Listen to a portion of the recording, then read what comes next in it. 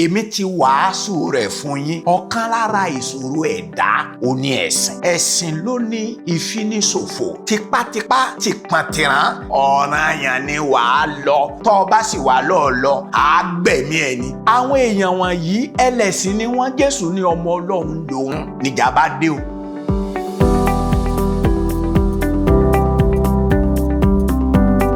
Ọlọ́run bàbá Jésù Kristi, ògo ni fún orúkọ rẹ o. Ìmọ́lẹ̀ láàrin òkùnkùn ayé tó ń bá wa sọ̀rọ̀ rẹ jẹ́ kára àánú gbà. Jésù sọ wípé ẹnikẹ́ni ò lè mọ̀ ọ́ àfẹntí bàbá bá fi ọ́ hàn fún. Bàbá mímọ́, mo bẹ̀bẹ̀, fi Kristi hàn àwọn ènìyàn rẹ, gbogbo àwọn tó ń gbọ́ wa tí wọ́n ń wò wá.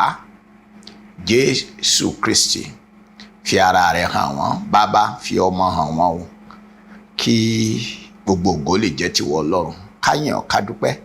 Jésù Kristi Olúwa wa, àmín. Ẹ̀yin àyànfẹ́, à ń tẹ̀síwájú láti fi hàn yín ògo ẹni tí Jésù Kristi ti Násárẹ́tì tí a kọ nínú ìwé mímọ́, ògo ẹni tí ó jẹ́. À ń fi hàn wá ní sísẹ̀ntẹ̀lé bí ẹ̀mí mímọ́ ti gbà wá láàyè láti fi hàn yín ògo tí a ti fi hàn yín sẹ́yìn. Ó ní ògo rẹ̀ bí ẹni, ògo rẹ̀ bí atóbijù. Jésù Kristi ní atóbijù. Ògo àkọ́kọ́ tí a fi hàn yín nìyẹn. A dẹ̀ tún fi ògo rẹ̀ hàn yín bí ẹni tó ti wà ṣáájú kí ayé ó tó wà. A fi Kristi hàn yín ògo rẹ̀ bí ẹlẹ́dàá àti olùgbèrò ohun gbogbo. A fi Kristi hàn yín, a fi ògo rẹ̀ hàn yín bí ẹni tí àwọn èèyàn mímọ́ májẹ̀mú láéláé tí wọ́n ń wọ̀nà fún, tí ìlérí yẹn sì ṣẹ nínú ìwé mímọ́. Ní òní yìí, a tún tẹ̀síwájú láti fi ògo ẹni tí Kristi jẹ́ hàn wá bí ẹni tí a yà sí mímọ́ tí a sì rán. Ògo Kristi bí ẹni tí a yà sọ́tọ̀. Gbólóhùn ìyàsí mímọ́ nǹkan kan náà ni pẹ̀lú ìyàsọ́tọ̀. Ògo Kristi bí ẹni tí a yà sọ́tọ̀ tí a sì rán níṣẹ́. Ògo rẹ̀ bí ẹni tí a yà sí mímọ́ àti bí ẹni tí a rán níṣẹ́. Ntí a fẹ́ kó yé ẹ̀yin àyànfẹ́ rèé o. Tí n bá sì ń sọ̀rọ̀ ẹ̀yin àyànfẹ́, mo ní nínú ìrònú mi ní ọ̀nà méjì. Àwọn àyànfẹ́ tí wọ́n ti tọ̀ Kristi wá àti àwọn àyànfẹ́ tí wọ́n sì ń bẹ ní òde Kristi. Àwọn àyànfẹ́ Ọlọ́run la rán mi sí. Bẹ́ẹ̀ ni, àwọn àyànfẹ́ Ọlọ́run ni a rán mi sí.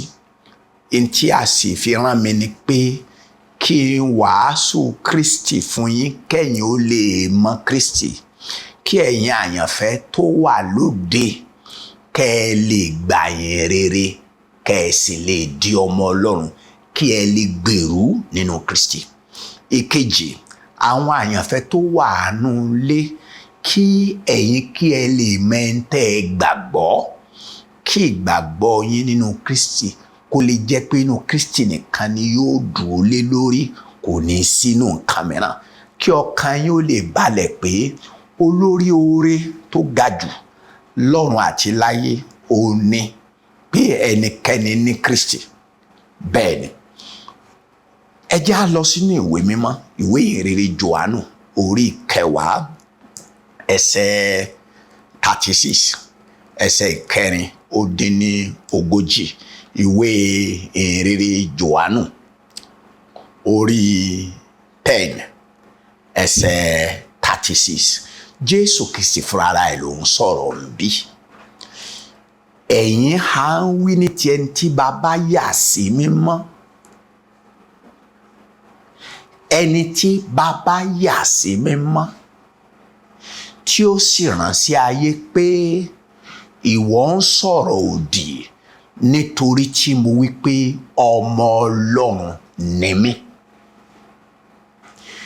Ẹ̀yin á ń wí ní ti ẹni tí Bàbá yà sí mímọ́, tí ó sì rán sí ayé pé ìwọ ń sọ̀rọ̀ òdì nítorí tí mo wí pé ọmọ Ọlọ́run ni mí. Ẹ rí wípé Jésù Kristi fúnra ara ẹ̀, òun ló ń sọ fún wa níbí wípé Bàbá ya òun sí mímọ́. Tí ẹ bá gbọ́ gbólóhùn ìyàsímọ́, kì í ṣe pé aláìmọ́ ni Jésù Kristi tẹ́lẹ̀ tó wá jẹ́ pé bàbá rẹ̀ ló sọ di mímọ́. Irọ́.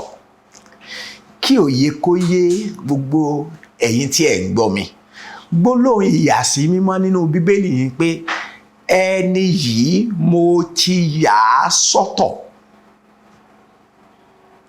mo ti ṣe é ní ọ̀tọ̀kùlú fún àkànṣe iṣẹ́ kan. Mo ti yà á sọ́tọ̀, mo ti ṣe ní bọ̀rọ̀ kìnní fún àkànṣe iṣẹ́ kan. Mo ti yà á sọ́tọ̀. Mo ń lo èdè Yorùbá báyìí kí ó lè bá yé wa ni o.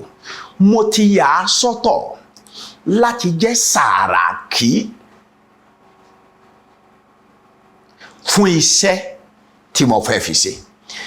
Ibi ni òye ó ti yé gbogbo àwa tá a jẹ́ òṣìṣẹ́ nínú ọgbà àjàrà nínú ìjọ àti àwa tá a jẹ́ ìránṣẹ́ Ọlọ́run wípé ẹni Ọlọ́run ọba yà sọ́tọ̀, Ọlọ́run kì í rán níṣẹ́. Ibi lòye ó ti yé yín wípé kì í ṣe gbogbo ẹni ó bá pèrè ẹ̀ ní oníṣẹ́ Ọlọ́run tàbí ìránṣẹ́ Ọlọ́run ilẹ̀ gbà ní ìránṣẹ́ Ọlọ́run. Ọlọ́run kì í kàn án lo ẹnikẹ́ni tó bá rí. Ọlọ́run kì í lo èèyàn ránhunránhun, kì í sì lo ẹni tí ó bá tán láti bá ṣiṣẹ́. Tí Ọlọ́run bá nílò láti ya Kristi sọ́tọ̀, tí ó tún ní láti rán Kristi kó tó jíṣẹ́ tó rán. Ibẹ̀ yín ni ẹ̀yin tí ẹ jẹ́ tẹ́ wá ń di ẹ̀sìn àti ẹ̀yin alákatakítí inú ẹ̀sìn lẹ́tì mọ̀ wípé iṣẹ́ tẹ̀ ń fàyè yín ṣe, iṣẹ́ tí tinú yín rán yín ilẹ̀ ń ṣe, ilẹ̀ sì fi ṣègbé tẹ́ ẹ̀ bá ronú pìwàdà.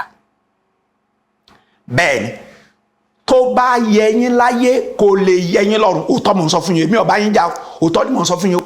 Ọlọ́run kì í rán ẹni tí kò yà sọ́tọ̀ níṣẹ́.